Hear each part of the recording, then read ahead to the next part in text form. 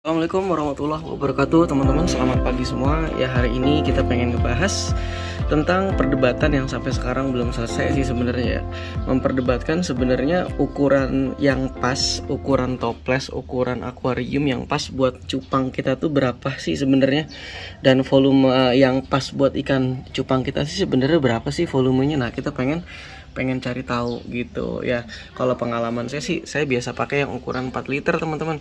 Ini aja udah lumayan boros banget air sebenarnya ya. Kadang saya juga pakai yang ukuran 2 liter teman-teman. Yang penting saya tahu kondisinya kapan air sudah harus mulai diganti gitu. Biasanya saya ganti 3 hari atau 4 hari sekali. Kadang malah kalau udah kotor saya ganti 2 hari sekali gitu. Jadi itu gambarannya teman-teman. Nah, sekarang kita akan bahas kebetulan ada 2 jurnal nih, 2 jurnal penelitian yang udah ngebahas tentang berapa sih minimal buat ikan cupang ya, ukuran akuariumnya, dan juga jumlah airnya berapa. Kita akan bahas. Oke, kita simak. Ini yang pertama teman-teman. Jadi judul jurnalnya adalah efek dari ukuran akuarium dan temperatur terhadap warna ikan, ya, kecerahan warna ikan, ukuran ikan, dan aktivitas fisik dari cupang gitu. Jadi kita membahas ukuran akuarium dan temperatur terhadap warna ikan, ukuran ikan, dan juga aktivitas dari si ikan gitu. Nah, ini judul penelitiannya tahun 2015 ya. Nah, 2015 Merivale College Fall ya. Jadi ini jurnal biologi ya, saya dapat. Nah, teman-teman bisa cari aja silakan. Nah, jadi intinya di penelitian ini, di abstraknya ini dijelasin ya kan. Jadi ini pengen jadi kan sering banyak perdebatan ya masalah air cupang tuh sebenarnya berapa banyak sih gitu ya kan, jumlah air minimalnya berapa banyak, dan sebenarnya yang cocok seperti apa gitu. Jadi tujuan penelitian ini tuh untuk mengetahui ukuran dari akuarium dan temperatur air gitu, dan efeknya terhadap kesehatan ikan. Intinya ukuran akuarium dan suhu yang cocok buat ikan cupang itu berapa gitu, sehingga akhirnya ini bisa terselesaikan gitu. Nah, hipotesisnya sebenarnya yaitu intinya kan ya, hipotesis awal-awalnya kan orang beranggap semakin banyak air semakin bagus ya. Nah, sekarang kita lihat. Jadi penelitian ini menggunakan akuarium dengan ukuran 5 galon teman-teman. Nah, ingat ya, untuk galon ini berbeda dengan ukuran galon yang kita tahu. Sebentar ya, biar teman-teman paham dulu ya. Jadi ukuran galon itu beda dengan galon kita. Kalau di Indonesia galon itu kan 1 galon 19 liter ya teman-teman ya. Beda dengan ukuran di sana di Eropa. Jadi kalau kita anggap ini 1 galon. 1 galon itu berapa sih? Nah, galon Eropa Amerika ya. Jadi 1 galon itu 4,5 liter teman-teman gitu. Jadi beberapa sumber nyebutin minimal banget, katanya minimal banget buat ikan cupang itu katanya 2,5 galon. Ini dari beberapa sumber, saya ambil tengah-tengahnya ya. Ini sekitar 2,5 galon. Jadi katanya minimal buat satu ekor ikan cupang itu 11 liter, 11,3 liter. Itu minimal banget gitu. Harusnya segitu. Inilah kondisi yang pas buat satu ekor ikan cupang hidup.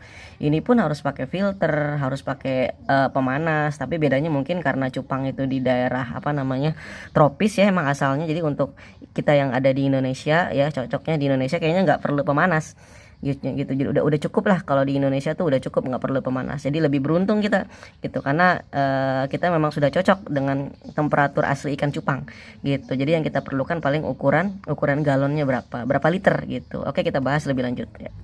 Nah, jadi kita balik lagi teman-teman. Jadi penelitiannya ini dia menggunakan air 5 galon ya kan, yang dipanaskan, menggunakan air 5 galon yang tidak dipanaskan ya, dan juga menggunakan ukuran 1,25 galon ya, 1,25 galon ya kan.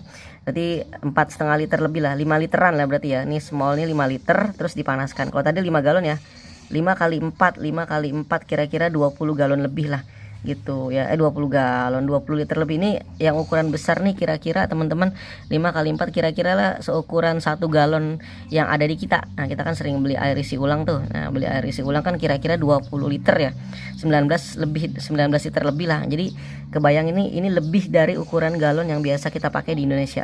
Ini yang pertama. Yang kedua, menggunakan galon kecil ya. Galon kecil dipanaskan dan menggunakan galon kecil tidak dipanaskan. Jadi berarti ada 4 perlakuan nih. Saya ulang ya. Perlakuan pertama, 5 galon dipanaskan. Terus yang kedua, 5 galon tidak dipanaskan. Yang ketiga, 1,25 galon dipanaskan. Terus yang berikutnya 1,25 galon tidak dipanaskan gitu. Nah, penelitiannya ini setiap minggu diukur ya selama 9 minggu. Jadi 9 minggu berarti sekitar 2,5 bulan ya. Sekitar 2,5 bulan dihitung ya, diukur ikannya ini pertumbuhannya gimana, difoto ya kan. Diambil fotonya dan dilihat analisis warnanya apakah ada perubahan atau enggak, warnanya makin pucat kah atau makin gelap ya kan. Direkam videonya, dibuat rekaman videonya ya kan. Dibuat rekaman video 4 kali ya selama penelitian gitu. Nah terus dicek juga amonium konsentrasinya, konsentrasi amoniumnya, pH-nya, temperaturnya juga direkam setiap 3 kali seminggu ya kan. Terus sekali once before and once after weekly, jadi air diganti setiap minggu gitu. Nah akhirnya dilihat ya kan. Nah kita lihat dulu aja ya ini sebelum kita berlanjut ya, biar teman-teman tahu dulu. Jadi rancangan penelitiannya seperti tadi, terus dibuat akhirnya seperti ini gambarannya. Jadi menggunakan 4 perlakuan. Nah terus kita cek dulu ya teman, panjang nih sebenarnya teman-teman penelitiannya, cuma kita cek langsung ke sini ya, bentar ya. Oke, nah ini dia. Jadi ini yang perlakuannya ada 4 teman-teman ya. Ini 1, 5 galon tidak dipanaskan, 5 galon dipanaskan, 1,5 galon tidak dipanaskan, 1,25 galon dipanaskan. Nah hasilnya langsung aja ke jurnalnya ya, ke abstraknya langsung teman-teman ya, karena kalau ngebahas ini yang kagak selesai-selesai nanti. Nah hasilnya ternyata teman-teman, dari semua ikan tadi ya, dari semua ikan ya, kita kasih warna yang berbeda ya. Oke, dari semua ikan all fish, semua ikan di small heat ya, jadi di ukuran yang kecil ya, di ukuran yang kecil ya, di ukuran yang kecil yang 1,25 galon dipanaskan itu mengalami jadi kesehatannya menurun ya, intinya kesehatannya menurun, nggak bagus gitu ya kan. Terus juga relatif pergerakannya berkurang di yang ukuran 1,25 tidak dipanaskan gitu ya.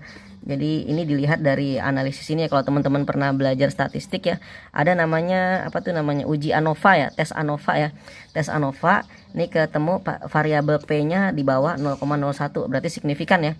Jadi intinya pergerakan ikan di tempat-tempat akuarium yang kecil tadi, yang kecil, small dan tidak dipanaskan, tidak dikasih penghangat ya kan, ini kan di luar negeri ya, pastinya dingin dong. Nah ini pergerakannya berkurang.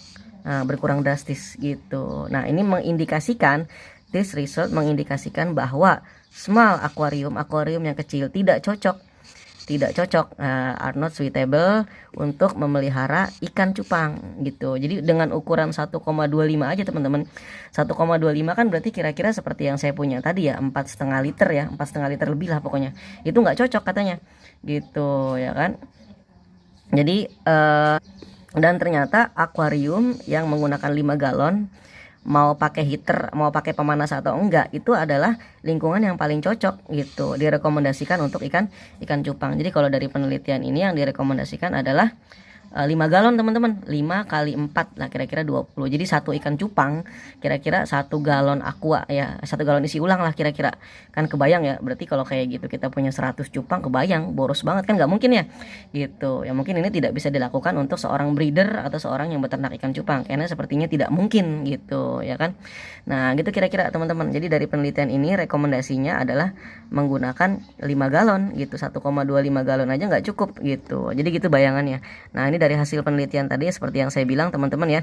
Setelah diukur ini seperti ini ya. Jadi uji ANOVA tesnya ya, kalau teman-teman tadi tanya ya. Jadi yang terlihat signifikan perubahannya ini cuma ini. Yang lainnya tidak terlalu terlihat, tapi terlihat salah satunya dari sini teman-teman. Dari pergerakan yang paling terlihat itu signifikan berubah. Jadi ikan-ikan yang di tank kecil, yang di tempat yang akuariumnya kecil itu kelihatan banget pergerakannya tuh jadi lambat banget gitu, kelihatan pergerakannya jadi lambat banget. Tapi untuk yang pH dan lain sebagainya tidak terjadi perubahan secara signifikan. Jadi yang signifikan cuma di pergerakannya aja gitu.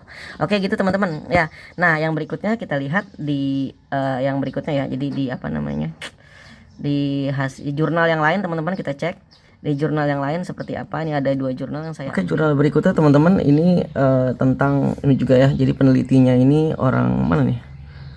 Orang Thailand ya kayaknya nih. Orang Thailand kayaknya ya. Jadi dipublikasikan 30 Maret 2018 ya. Jadi penelitiannya judulnya minimal volume air untuk perkembangan ikan beta, intinya gitu ya. Jadi di sini dia meneliti menggunakan ikan cupang, bentar ya. Jadi yang dia teliti adalah pertumbuhan ini ya, air minimal gitu. Berapa sih jumlah air minimal, volume air minimal yang dibutuhkan untuk pertumbuhan ikan, untuk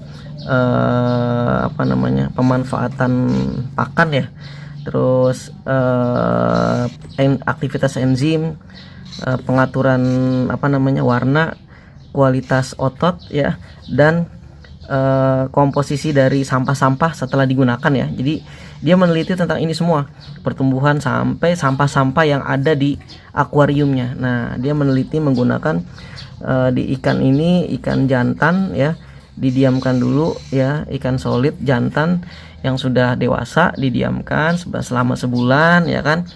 Lalu berikutnya ditaruh di air dengan volume 100 ml, 150 ml, 200 ml, 250 ml, dan 300 ml. Nah, setiap perlakuan ini dia menggunakan 15 ikan gitu, dan ini dilakukan selama 8 minggu gitu. Dan di penelitian ini teman-teman tidak ada satupun ikan yang mati gitu. Jadi penelitian ini tidak membuat ikan itu mati gitu ya. Dan akhirnya setelah diteliti, akhirnya menggunakan metode dianalisis ya dengan ANOVA ya, metode dengan statistik ya.